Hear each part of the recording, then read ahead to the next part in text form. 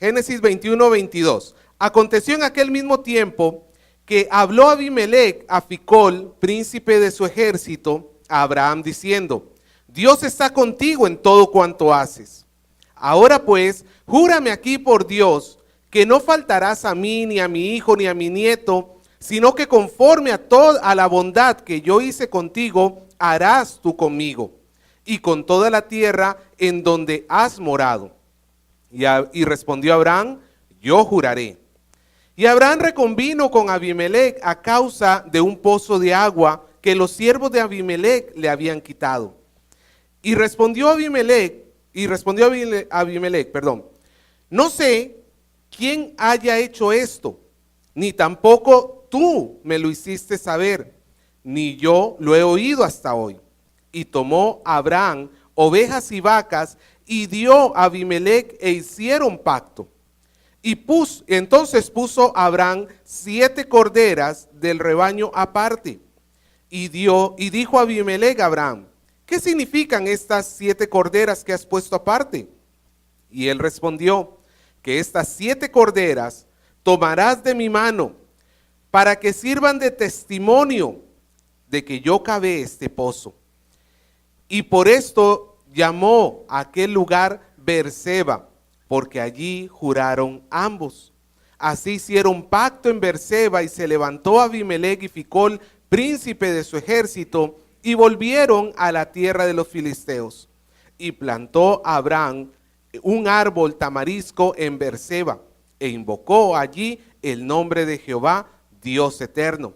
Y moró Abraham en tierra de los filisteos muchos días. Hermano, hay un pensamiento de un filósofo griego muy conocido llamado Heráclito de Éfeso, que él decía: lo único constante es el cambio. ¿Usted ha escuchado eso? Lo único constante en esta vida es el cambio. Y es que, hermano, pues obviamente sin tomar en cuenta a Dios, que es el Dios eterno sobre todas las cosas, toda la creación está en un constante cambio. Nosotros estamos en un constante cambio. No solamente físicamente, pues ninguno de nosotros se parece al mismo que éramos hace 2, 3 años atrás. Las fotos lo demuestran, ¿no es cierto? Hace 2, 3 años atrás o 10 años atrás, pues habían mucho pelo más y muchos kilos menos. Pero ahora vamos cambiando. En lo espiritual también es así. ¿Cuál de nosotros ya es lo que va a llegar a ser? Ninguno. Alguien decía: si bien es cierto, hoy no soy todo lo que puedo llegar a ser, pero gracias a Dios tampoco soy todo lo que antes era. Todos nosotros estamos cambiando, estamos en un proceso. Y a veces este proceso se vuelve, hermano, desesperanzador. A veces pareciera como que no está funcionando nada y como que no está sirviendo nada de lo que está pasando en nuestra vida. A veces como que la cámara va tan lenta que no nos damos cuenta de los cambios que están ocurriendo. Pero, hermano, la palabra de Dios, hoy vamos a ver cómo este episodio Dios lo va a utilizar para darnos a nosotros certeza, los que estamos en Cristo Jesús, de que Dios sí está obrando en nuestra vida. Dios sí está obrando en nosotros. En medio de este mundo tan inseguro, hay algo de lo cual nosotros podemos estar completamente seguros. Y es que Dios está obrando. Y usted dirá: pastor, pero a veces de verdad no parece que estuviese sucediendo nada. ¿Usted ha visto cuando tú tienes a tu hijito chiquito y lo ves crecer todos los días? Prácticamente no notas cambio en él, pero cuando ves los hijos de otra persona que los conociste quizás hace un año atrás y luego los dejaste de ver, pero luego los vuelves a ver, ahí sí notas cambios muy drásticos. ¿Te ha sucedido? Pues, hermano, eso mismo es lo que sucede con nosotros. Quizás por el día a día nosotros no nos damos cuenta de todo lo que Dios está haciendo, pero Dios sí está obrando. Y vamos a verlo en la historia de Abraham. Aquí estamos continuando. Recordemos que Isaac ya ha nacido. Esto es un punto muy importante porque la promesa de Dios para Abraham era que a través de él iba a venir la bendición a todas las familias del mundo, ¿cierto? Esa bendición, ¿quién es? Nuestro Señor Jesucristo. Es nuestro Señor Jesucristo, la bendición para todas las familias del mundo. Pero para que el Señor Jesús naciera, se tenía que formar toda una descendencia por parte de Abraham, que el primer eslabón de esa larga cadena sería Isaac.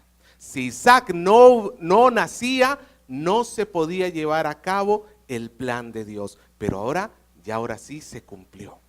Y vamos a ver lo que Dios hace en la vida de Abraham. Comencemos viendo los primeros 3 versículos en el primer punto que yo he titulado el reconocimiento de la nación. El reconocimiento de la nación.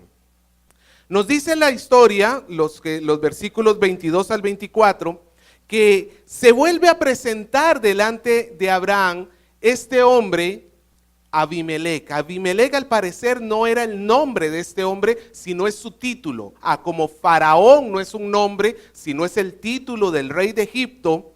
Abimelec sería el título del rey de Gerar. ¿Se acuerda que así se llamaba? Aquí ya ha regresado a escena a Abimelec después de que lo habíamos tenido en Génesis capítulo 20, cuando Abraham bajó a Gerar y dijo de sobre Sara: esta es mi hermana. ¿Se acuerda de todo ese asunto? Que Dios le advirtió en sueños a Abimelec y le dijo: ahora sí es cierto que estás muerto por lo que has hecho. Señor, pero yo no hice nada. Él me dijo que era su hermano. Y el Señor le dice: él tiene que orar por ti porque él es profeta. Y entonces ahí ya tenemos la primera historia entre Abraham y Abimelec. Ahora regresa Abimelec a la historia, pero ya no bajo las mismas circunstancias que las tuvimos en Génesis capítulo 20. Quiero mostrar algunos contrastes para que veamos cómo Dios ha estado obrando en la vida de Abraham durante este tiempo. En Génesis capítulo 20, Abimelec recibió a Abraham en su casa. Abraham era como un forastero llegando a la casa de Abimelec. Pero ahora, en estos versículos, es Abimelec el que va de visita a la casa de Abraham. Él ya tiene un lugar en estas tierras y es Abimelec quien va para allá. En Génesis 20, Abraham se acerca a Abimelec y Dios lo señala como profeta. En cambio, en este nuevo episodio que tenemos acá, más parece una relación entre dos reyes. Recuerde que Abimelec era el rey de un estado, de una ciudad-estado, y básicamente se está comportando como de igual a igual con Abraham. Él le va a pedir que hagan un pacto juntos. En Génesis 20, Abimelec se había reunido delante de Abraham en presencia de sus siervos. Y ahora en Génesis 21 encontramos que Abimelec, ¿a quién se lleva para reunirse con Abraham? A Ficol, el príncipe de su ejército. Es como, por decirlo así, su ministro de defensa. Abimelec está haciendo una visita a Abraham, pero esta es una visita oficial. No es lo mismo que el presidente Vizcarra, que tú lo conocieras durante mucho tiempo, llegar a tu casa y decirte: quiero tomarme un cafecito contigo, a que llegue juntamente con todo su gabinete. Si llega con todo su gabinete, ¿qué es lo que está diciendo? Esto es una visita en serio, esto es una visita diplomática. Y es lo que está haciendo aquí Abimelec. Ahora, una última observación. En Génesis 20, Abimelec le había reclamado a Abraham de por qué había traído la desgracia a su casa. ¿Qué te hemos hecho para que tú nos hagas tal cosa? Ahora en Génesis 21, más bien Abimelec le está diciendo a Abraham que él es fuente de bendición para su casa. Hazle el bien a mi casa, no solamente a mí, a mis hijos y a mis nietos. ¿Ven cómo las cosas están cambiando? Abraham ha crecido, aunque quizás él no esté muy consciente de todo lo que está haciendo. Pero se acerca este hombre llamado Abimelec para establecer un pacto para con Abraham. Y dice en el versículo 22, aconteció en aquel mismo tiempo que habló Abimelec y Ficol, príncipe de su ejército, a Abraham, diciendo, Dios está contigo en todo cuanto haces. Ahora pues, júrame aquí por Dios, que no faltarás a mí, ni a mi hijo, ni a mi nieto, sino que conforme a la bondad que yo hice contigo, harás tú conmigo y con la tierra donde has morado. Estaba pidiendo que la bondad que él había ofrecido en Génesis 20 fuese retribuida, fuese siempre devuelta. Y esto es algo interesante, hermano. Póngase a pensar, ¿quién era Abimelec? Rey. ¿De dónde? De Gerar, una ciudad-estado. No sabemos exactamente cuántas personas tendría, pero para ser un rey, tener un reino, pues no tienes 4 gatos. Ya por lo menos tienes un grupo. ¿Quién era Abraham? ¿Cuántas personas formaban parte del grupo de Abraham? Su familia inmediata era Abraham, Sara e Isaac, que quién sabe cuántos años tendría para este momento, aunque ciertamente no debe haber sido muy mayor. Luego, ¿quiénes más conformaban su casa? Sus siervos, sus siervas, porque ya no estaba Lot, ya no estaba Agar, ya no estaba Ismael. ¿Se da cuenta la diferencia tan desproporcionada que hay entre Abimelec y su reino y Abraham y su casa? Humanamente pensando, humanamente hablando, son 2 realidades muy diferentes. Pero cuando se presentan uno delante del otro, los 2 quedan al mismo nivel. Abimelec está aquí reconociendo que Abraham es en sí mismo ya una nación. Abimelec está aquí reconociendo que necesita hacer un pacto con Abraham, porque este pueblo que está aquí, aunque ahorita a mis ojos se vean poquitos, es apenas una pequeña familia, un pequeño clan familiar. Un día esta nación llegará a ser tan numerosa como las estrellas del cielo, tan abundante como las arenas del mar, de tal manera que no se pueden contar. Y es que, hermano, eso es lo que quiero hoy, que nos pongamos nosotros al corriente, a nuestros ojos. Nosotros nos podemos ver a nosotros mismos muy pequeños en cuanto a lo que Dios está haciendo, pero recuerda la promesa que Dios ha dado para con los que están en Cristo Jesús. Recuerda, hermano, que Dios es el que está obrando. Nosotros somos el pueblo de Dios. Es lo que Abimelec reconoce en Abraham en el versículo 22. Dios está contigo en todo lo que haces. ¿Por qué razón Abimelec quería tener un buen trato con Abraham? Porque Dios estaba de por medio. Ese es el punto. Abraham, en sí mismo el problema no eres tú. En sí mismo mi confianza o mi problema no lo tengo contigo. El problema que yo tengo es que contigo está Dios.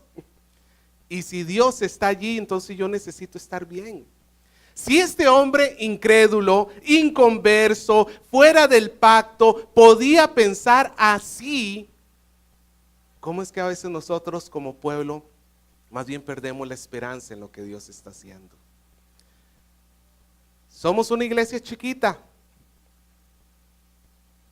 pero es todo lo que el Señor podrá hacer con nosotros. ¿Es todo? ¿Hasta ahí llegará la mano del Señor? ¿O el Señor podrá hacer mucho más de lo que nosotros pensamos? Si el Señor está con nosotros, ¿quién contra nosotros? Ese es el punto acá, hermano. Abimelec sabía que incluso este Dios que está con Abraham, no solamente va a estar con Abraham, va a estar con sus hijos, va a estar con sus nietos, va a estar con sus generaciones. Por eso es que Abimelec se asegura y le dice: hazme el favor, hazme el bien. Pero le dice, no solamente a mí. ¿Por quiénes intercedió Abimelec? Acuérdate de mis hijos, acuérdate de mis nietos. En otras palabras, Abraham, tú vas a permanecer en esta tierra, tú no vas a ser quitado de esta tierra.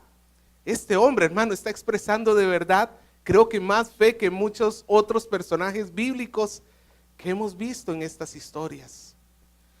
Abimelec estaba reconociendo que Abraham es una nación en sí misma. Es una nación que se va a extender por generaciones. Y esa nación que nació en Abraham, ¿sabe hasta dónde está extendida, hermano? Hasta el día de hoy. Nosotros somos hijos de Abraham, no por la sangre. Somos hijos de Abraham por la fe. Hermano, Dios ha sido fiel con Abraham. Lo que estaba diciendo aquí Abimelec ciertamente se cumplió. Y hasta el día de hoy, y nosotros hoy tenemos la gracia de poder llevar este pacto también no solamente a nuestra generación, sino dejarla también a la siguiente generación, a nuestros hijos y a nuestros nietos. Porque, hermano, cielo y tierra pasará, pero la palabra de Dios nunca va a pasar. Abraham, en el versículo 24, él dice, yo juraré. Abraham se está comprometiendo a hacerle el bien a Abimelec todos los días de la vida de Abimelec, y eso lo cumplió. No encontramos conflictos entre Abraham y Abimelec de aquí en adelante. Pero no solamente ahí queda el asunto, sino que en Génesis 26, Isaac, después de que Abraham muere, Isaac se vuelve a encontrar con Abimelec, no sé si con este mismo rey o con el hijo de este rey, pero el asunto ahí es que vuelven a ratificar el pacto. En otras palabras, lo que prometió Abraham, lo cumplió Isaac. El pacto continuó. Y es más, hermanos, ¿sabe hasta dónde encontramos referencias sobre Gerar? En Segunda de Crónicas, capítulo 14, versículo 13 y 14. Y para que se tenga una idea, Abraham vivió alrededor del año, se calcula entre quizás 1500 o 2000 antes de Cristo. 2000 antes de Cristo. Y Segunda de Crónicas 14 habla de un periodo en el año 900 antes de Cristo. Del 2000 antes de Cristo al 900 antes de Cristo, ¿cuántos años hay?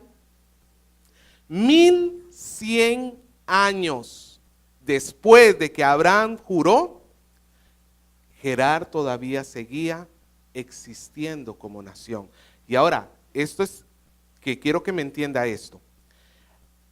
Esta tierra quedaba en medio de quedaba en una parte de la tierra prometida.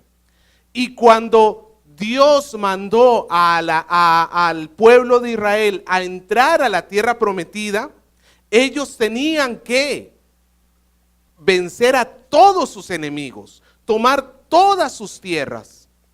Pero en el caso de Gerar, por este hombre, por el pacto que hizo con Abraham, esta tierra no les fue tocada.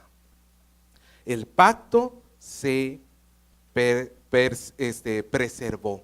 Y esto, hermano, haciendo un pequeño paréntesis acá, nos recuerda que entonces Abraham y la familia de Dios son fieles con sus palabras. Lo que la familia de Dios promete, es lo que la familia de Dios cumple. La palabra de Dios nos dice que nuestro sí sea sí y nuestro no sea no. Y lo que es más de esto, o sea, si tú dices sí pero terminas haciendo no, o dices no y terminas haciendo sí, esto viene del mal y no viene de Dios. No, un fruto del Espíritu en nosotros es que lo que nosotros decimos, eso ciertamente vamos a hacer. Ahí cierro el paréntesis. Pero regresando entonces a la cuestión de la nación, este pequeño juramento que parece pasar por desapercibido, como por poca cosa, nos está demostrando que hay en él un cierto eco a lo que el Señor le dijo a Abraham en Génesis capítulo 12, versículo 3. Escuchen lo que el Señor le dijo a Abraham cuando estaba estableciendo su pacto. Él le dijo: bendeciré a los que te bendijeren, y a los que te maldijeren, maldeciré. Abimelech, ¿en cuál de los dos grupos estaría? En los de la bendición, ¿no es cierto? Abimelech está diciendo: Abraham, yo no quiero ir en contra tuyo. Yo no quiero ser tu enemigo, yo quiero caminar contigo. Y ciertamente encontró la bendición de Dios. Hermano, yo me imagino cómo se pudo haber sentido Abraham de recibir una visita oficial en su casa, como si él fuera toda una nación, cuando son 3 gatos. Pero nuevamente, hermano, el punto acá es, aunque todavía no era una nación, en el corazón de Dios ya lo era. En el corazón de Dios ya lo era. Y déjame decirte algo, nosotros como iglesia, la palabra de Dios nos dice, hermano, que nosotros vivimos, sí, en este mundo, pero ¿sabe dónde la Biblia dice que nosotros vivimos en realidad? Déjame leerte lo que dice Efesios capítulo 2, versículo 6. Nos dice: juntamente con Él, con Cristo, nos resucitó y asimismo nos hizo sentar en los lugares celestiales juntamente con Cristo. ¿Dónde estamos sentados nosotros? Pastor, yo pensé que estaba sentado en la silla de la iglesia. Sí, pero no es el único lugar donde ya estamos. Delante de Dios es como si Dios ya tuviese su mesa dispuesta en el reino de los cielos y cada uno de sus hijos ya está allí, aunque todavía estemos en esta tierra. Hermano, nosotros tenemos en Cristo Jesús, somos el pueblo de Dios. Somos el pueblo escogido, el pueblo amado, el pueblo santificado. Sí, somos el pueblo que todavía le falta muchísimo. Somos el pueblo que muchas veces mete la pata. Somos el pueblo que grandemente a veces, hermano, hacemos cosas que deshonran el nombre de nuestro Dios. Pero somos el pueblo que Él ha comprado y que Él está santificando. Así que no pierda la esperanza. No pierdas la esperanza, porque todavía falta la consumación de nuestra salvación. Lo que hoy estás viendo, este pleito con el pecado que tú tienes todo el tiempo, donde constantemente estás batallando contigo mismo, eso no será para siempre. Porque la Biblia nos promete que cuando Él regrese, cuando Cristo vuelva, nosotros tendremos un cuerpo diferente, glorificado, semejante al de Él, donde ya el pecado no tendrá lugar, la muerte no tendrá lugar. Lo que vemos hoy no es todo lo que hay. Lo que vemos hoy es una parte, un adelanto. Pero lo cierto es que nosotros somos el pueblo de Dios, aquel que el Señor ama y por el cual el Señor dio a su propio Hijo para salvarnos. Hermano, aunque sea, sonríame por favor. Aunque sea, hermano, que se llene tu corazón de alegría y de gozo. Pero ahí no termina la historia. Continúa diciendo en los versículos siguientes que ahora es Abraham el que va a hablar con Abimelech, y voy a plantearlo en un segundo punto que yo lo he llamado el reconocimiento al derecho a la tierra. Ahora es Abraham el que va a hablar con Abimelech y le comienza a reclamar a Abimelech. ¿Por qué causa? Versículo 25. Y Abraham reconvino a Abimelech a causa de un pozo de agua que los siervos de Abimelech le habían quitado. Sigue diciendo: y tomó Abraham ovejas, vacas y dio a Abimelech e hicieron ambos pacto. Aquí hay otro pequeño contraste que quiero señalar con respecto a Génesis 20, el primer encuentro entre Abraham y Abimelech. En el primer encuentro, ¿se acuerda que Abimelech hizo una reparación civil para Abraham? Y que le dio justamente ovejas y ganado y siervos y dinero. era de Abimelec hacia Abraham. Ahora, ¿quién es el que le está dando a quién? Es Abraham que le está dando a Abimelec. Y es que hay un problema. ¿Cuál es el problema que existe?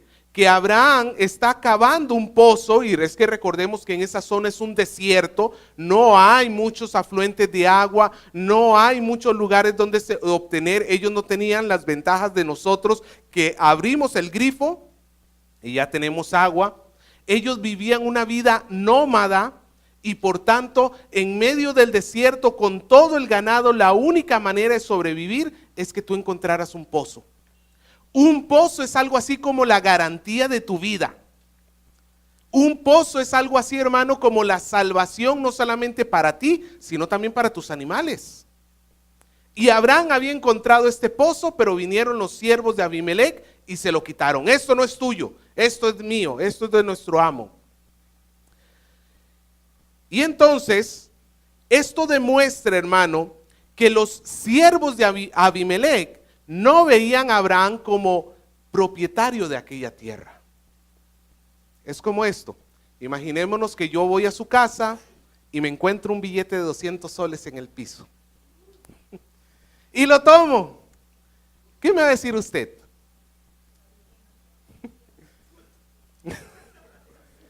Obviamente, ¿de quién es ese billete? ¿Por qué estás tan seguro que es suyo? Porque está en su casa, ¿sí o no? Está en mi casa, y lo que está en mi casa es mío, ¿cierto? Lo mismo está sucediendo acá. Los siervos de Abimelec no están viendo a Abraham como el dueño de la tierra. ¿Por qué le quitan el pozo? Porque las tierras son de su amo, no de Abraham. Ese es el problema que ellos tienen en la cabeza. Pero cuando Abraham está reclamando, eso significa que en la cabeza de Abraham, él sí se ve a sí mismo como el dueño de esa tierra.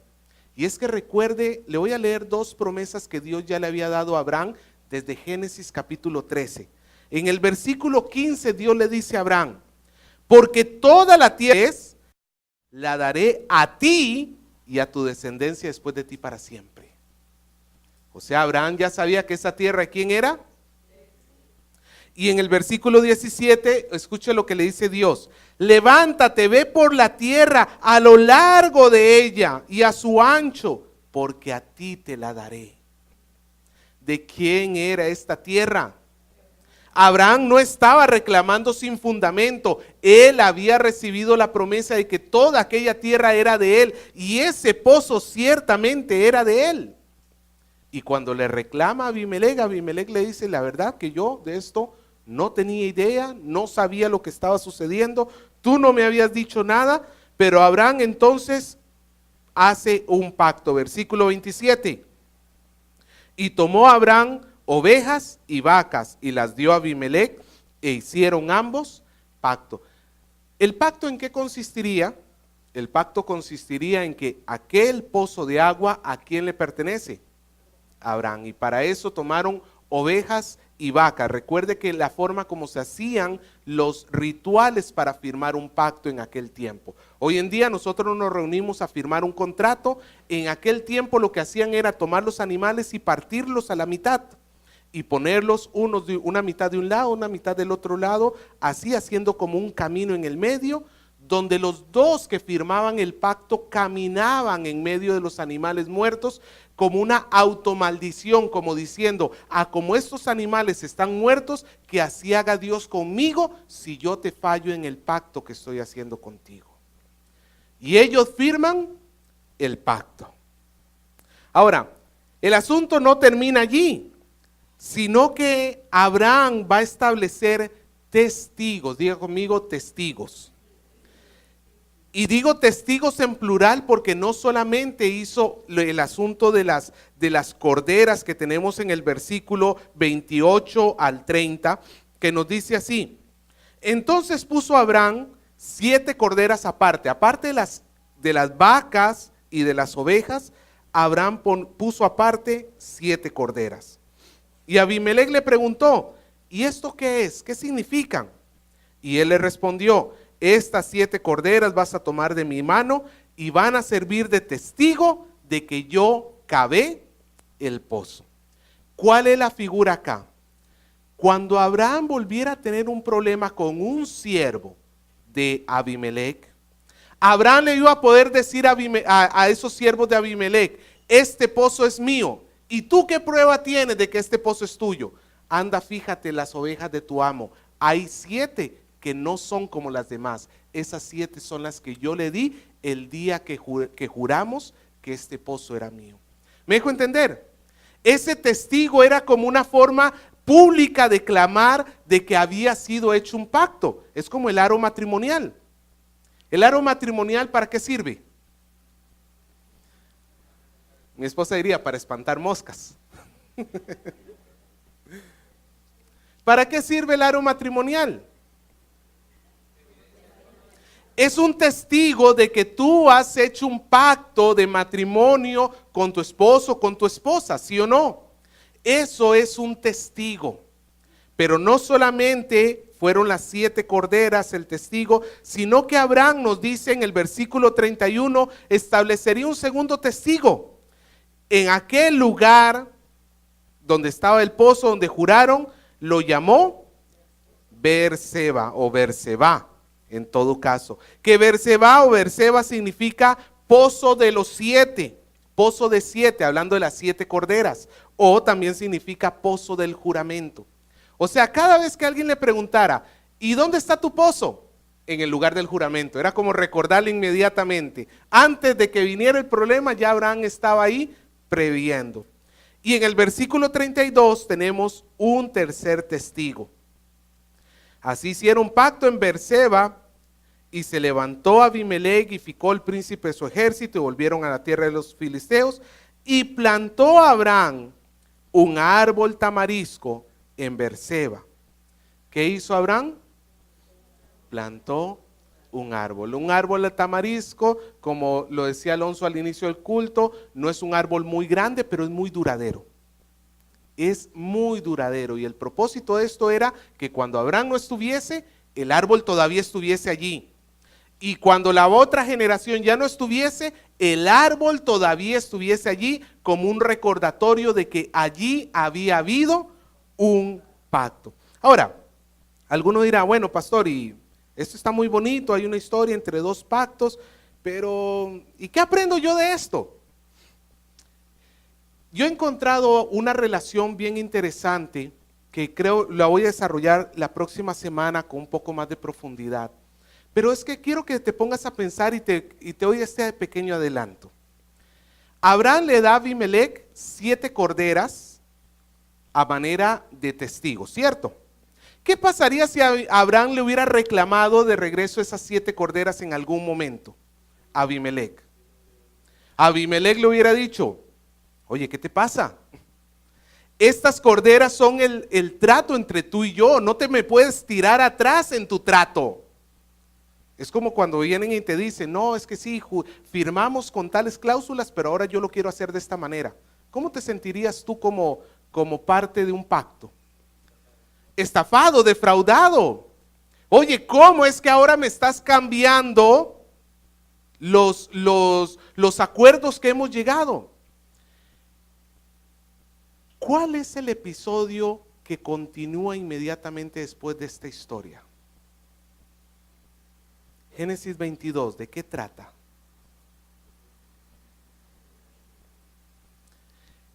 Es cuando Dios le dice a Abraham: el hijo que yo te di, ahora lo vas a sacrificar. Recuerde, Isaac era hasta cierto punto como un testigo del pacto de Dios. ¿Cómo Abraham podía estar seguro de que finalmente iba a venir la bendición a todas las familias de la tierra? Porque había recibido de Dios el hijo imposible que nunca pudo haber llegado de otra manera. Pero ahora tenemos a Dios diciéndole: venga de regreso. Imagínate el colapso mental que pudo haber habido en la cabeza de Abraham en ese momento. Pero aún así nos dicen Hebreos que él confiaba en Dios, y eso ya lo vamos a desarrollar más la próxima semana, pero nada más te lo dejo como un pequeño adelanto acá. Abraham, a pesar de que no entendió bien todo el plan de Dios, estaba dispuesto a obedecerle. A pesar de que en su propio razonamiento el plan de Dios parecía que no tenía sentido, parecía una contradicción a los principios básicos de un pacto, aún así Abraham estuvo dispuesto a decir: Señor, la limitación aquí es mía, no tuya. Tú sabes lo que estás haciendo y si tú lo pides, yo lo voy a hacer. Pero eso ya lo vamos a desarrollar más la próxima semana. Pero entonces vemos en esta historia, hermano, acerca del tamarisco, de Berseba y de las 7 corderas, que Abraham está ganando el derecho público a tener esa tierra. Esa tierra en sí mismo, por decirlo así, ahora ¿a quién le pertenece? A Abraham. Ya los siervos de Abimelech no le tenían por qué reclamar absolutamente nada. ¿Eso a quién pertenecía? A Abraham. Ahora, hermano, ¿dónde estaba Berseba o Berseba? Berseba llegó a ser el límite sur de la tierra prometida. Es como nuestro Tacna. A tal punto de que había un dicho en Israel que decía: desde Dan hasta Berseba. Dan era lo más al norte, Berseba era lo más al sur. Es como nuestro equivalente en Perú sería desde Tumbes hasta Tacna. ¿Qué es lo que estás queriendo decir ahí? Todo el territorio, ¿cierto? Todo el territorio, desde el norte hasta el sur. El punto acá, hermanos, es que Berseba llegó a ser un anticipo de la tierra prometida que Abraham comenzó a disfrutar. Recuerde que Dios prometió que era la tierra que fluye leche y miel. Ahorita, ¿qué era lo único que tenía Abraham? Pues agua, pero tenía agua. Y esto es como un pequeño anticipo. Lo que hoy te estoy dando a ti, Abraham, no es todo lo que vas a recibir. Lo que te estoy dando acá, pronto vas a recibir mucho más. No en tu generación, porque recuerde que no es Abraham el que va a recibir la tierra prometida. Van a tener que pasar más de 400 años antes de que vengan los tataranietos de Abraham y que reciban esa tierra. Pero el punto es, esta tierra ya es tuya, Abraham. Esta tierra ya es tuya. Nosotros tenemos una tierra especial, una herencia, no en este mundo, hermano. Este mundo va a pasar. El Señor dice que cuando Él regrese, los cielos y la tierra van a ser mudados. Pero escucha lo que dice en Juan capítulo 14, versículo del 1 al 2. Jesús le dice a sus discípulos: no se turbe vuestro corazón. Creed en Dios, creed también en mí. En la casa de mi Padre muchas moradas hay. Y si así no fuera, yo os lo hubiera dicho. Voy pues a preparar lugar para vosotros. ¿Dónde tenemos nosotros nuestra morada? ¿Dónde tenemos nosotros nuestro Berseba, el lugar que el Señor juró que es para nosotros? Hermano, quizás tú no tengas nada en este mundo, quizás no tengas ni siquiera medio metro de tierra donde caerte muerto en esta vida.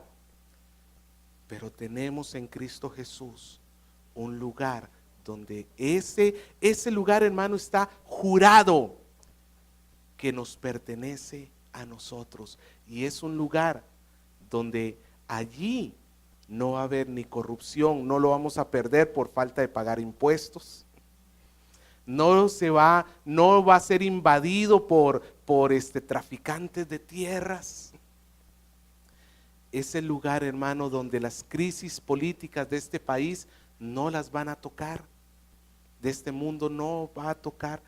Estamos hablando que nosotros pertenecemos al reino de los cielos. Y nosotros tenemos que vivir esta vida con la esperanza de que nuestra gloria, nuestro lugar de residencia final no es en este mundo. Nuestro lugar de residencia final, ¿dónde es? En la presencia de nuestro Dios. Nuestros tesoros, ¿dónde los tenemos que hacer? No para esta vida, hermano, porque esta vida, a final de cuentas, desnudos hemos venido y desnudos nos vamos a ir. Haz tesoros en los cielos, porque allí es el lugar donde el Señor ha jurado. Ahora, en este juramento que el Señor ha hecho, el Señor ha puesto un testigo también. A como Abraham puso 7 corderas para mostrar que su juramento era en serio, el Señor puso un testigo para mostrar que nuestra redención es verdadera. ¿Sabe cuál es ese testigo? Cristo en la cruz. Cristo en la cruz es la certeza de nuestra redención. ¿Cómo puedo saber yo que voy a ser redimido de todos mis pecados? Porque el Hijo de Dios ha dado su vida para pagar por mis pecados. Pero no solamente Cristo en la cruz, sino el Cristo resucitado. Porque al tercer día, Él resucitó para mostrar que su sacrificio por mí es verdadero. Por eso, hermano, aunque yo tenga problemas en este mundo, aunque yo esté pasando aflicciones, aunque yo esté pasando por momentos de angustia, tengo que recordar que mi reino no pertenece a este mundo. Yo no solamente soy peruano, en mi caso costarricense y mitad peruano, sino que nuestra ciudadanía está en el reino de los cielos. Allá es a donde nos debemos y allá es donde vamos a vivir, sin dejar de ser buenos ciudadanos en este mundo para glorificar a Dios. Pero yo puedo estar seguro de ello porque Cristo ha dado su vida por mí. Él es ese testigo. Y yo ahora, como diría más adelante Pablo, la vida que vivo ahora en la carne, la vivo en la fe del Hijo de Dios, que se dio a sí mismo por mí. Hermano, que nuestro corazón tome ánimo. Tome ánimo. Nosotros somos pueblo de Dios y pertenecientes al reino de Dios. La historia de Abimelec es la historia de un hombre que está reconociendo que Abraham era pueblo de Dios y que la tierra le pertenecía a Dios. Y podemos ver esa realidad también en nosotros. Pero para terminar, quiero hacer una advertencia. Cristo es testigo de la salvación de todos aquellos que le buscan. Y todos aquellos que confían en Él ciertamente van a ser salvados. Pero también Cristo es testigo de que todo aquel que rechace al Hijo del Hombre, todo aquel que rechace a Jesús, no va a encontrar otra cosa que la perdición eterna de su alma. Porque no hay otro camino para ser salvo que a través de Cristo. Así que es bueno que hoy nos pongamos a examinar nuestro propio corazón. Si de verdad hemos creído en Jesús, si de verdad estamos viviendo en Él, si pertenecemos a su reino, si somos su pueblo, o si estamos dando una apariencia. Porque, hermano, el día de arrepentimiento es hoy.